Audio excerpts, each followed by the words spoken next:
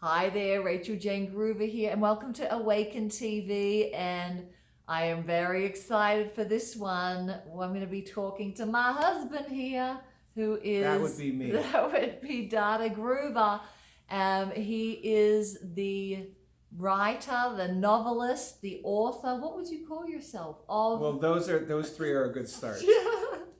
The writer of Different, which is a spiritual fiction book or an inspirational fiction book that is coming out on March 12th. And at the time of shooting this, that is next Tuesday. And I wanted to just ask you a few questions about the book and get people excited about it. And I know that a lot of our fans and followers are writers and speakers and messengers in their own right. Mm-hmm. And so I just wanted to ask you a little bit about the book, and for everyone to make sure you've got March 12th on your calendar to be able to get a copy of the book Different. Yeah. So what is the book about? Can you give us a little hint? No. It's a story about a young boy who does not speak, and his parents don't know why. They have no clue. And that's just scratching the surface, but that's part of it, and that's all you get right now. Well, we do get something on the back cover of the book. You do, yes. It's about a family in danger. The family is in danger, and the couple they're at odds. Yeah.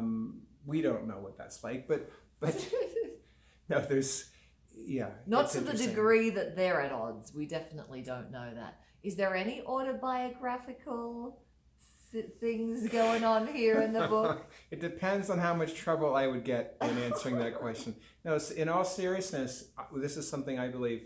Any really good fiction is autobiographical. Anything.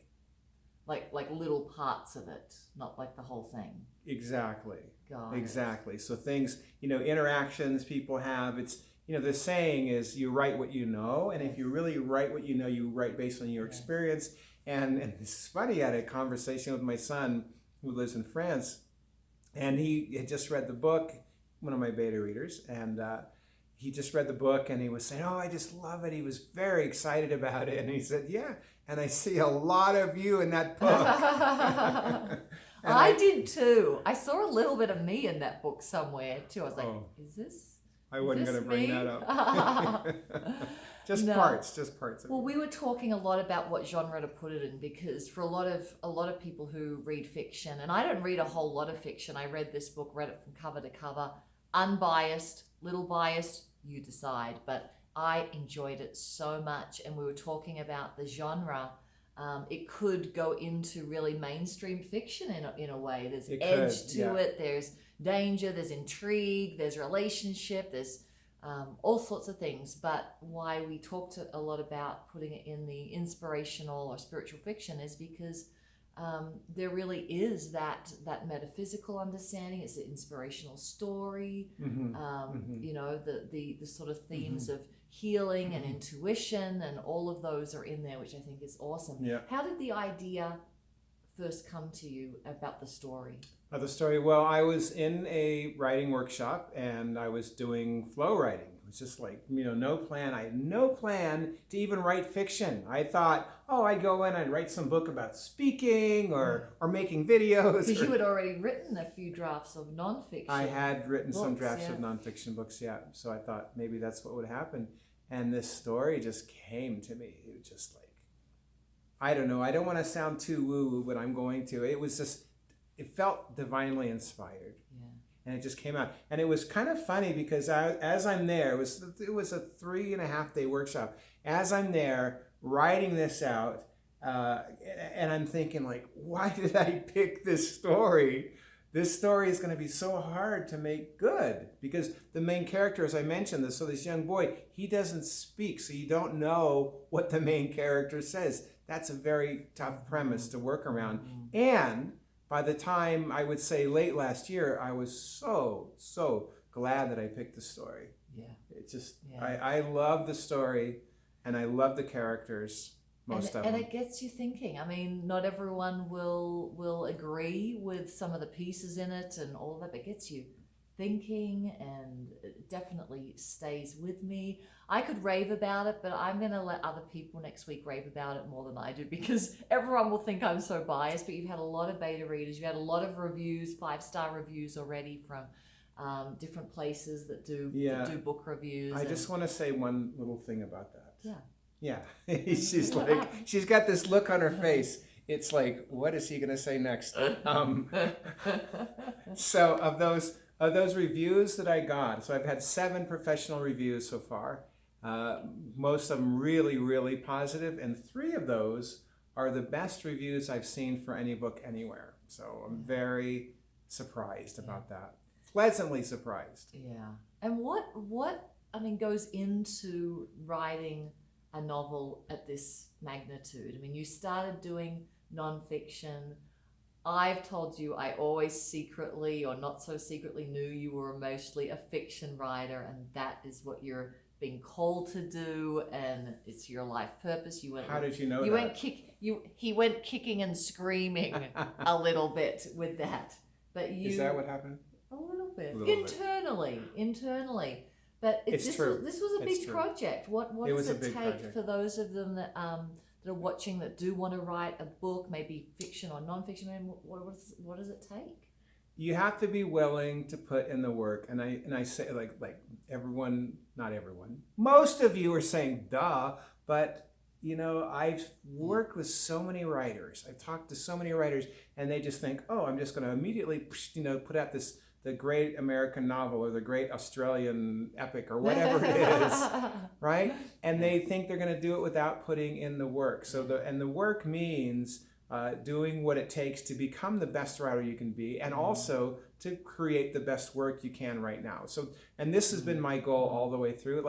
And I've been told, I was told by the first editor I worked with who gave me the first appraisal, and he said, oh, this is great. This is ready. Do some cleanup on it and put it out. That was almost 2 years ago, about 1.5 years ago. And I said, you know what? It's just not my best work for right now that I can produce, and that's what I want to do. So for anybody, you need to be able to put the work, and I know it's really kind of simple, but you need to use all your best facilities, and by that I mean what can you actually put into it. Definitely. And in terms of logistics, here's what I do. This morning, I woke up, 5:30. I woke up and I just started writing on my next novel, by the way. There is one coming. I'm just saying, just planting that seed. I started my next, I'm in the middle of it. So from the time I woke up till 9 a.m., that's my writing time. Mm-hmm. My beautiful wife here, who usually has, in any given day, she might have a couple of requests for me to do around our business or editing or something like that. But she does not give me anything before 9 a.m. And same with our team. So people can request things of me, but not before 9 a.m. That's my... Yes. You have to have your own space, and it's creative space, and it's flow space, and then there's a lot of work. And, I've been privy to the stories that are coming up in this sequence of novels that Datta is writing, and I think the one thing why I think our community will love this book is each of them, and the following books, each of them has a main character that has a sort of healing power or a supernatural power or something like that is just very, very inspiring. And supernatural to me sounds very Marvel. So I wouldn't call it supernatural. That. It's not. What would you call it? It's hard to put a name on it, just because it's things that we all have. We all have inherent. Would you call it spiritual superpower? You could call that, yeah. Spiritual superpower is great. I've heard that term before somewhere. I'm trying to remember. Yes. Well, everybody, just make sure you can put a little bit of a note in your mind or a note on your calendar for March 12th. Which is right around the corner. Different is coming out.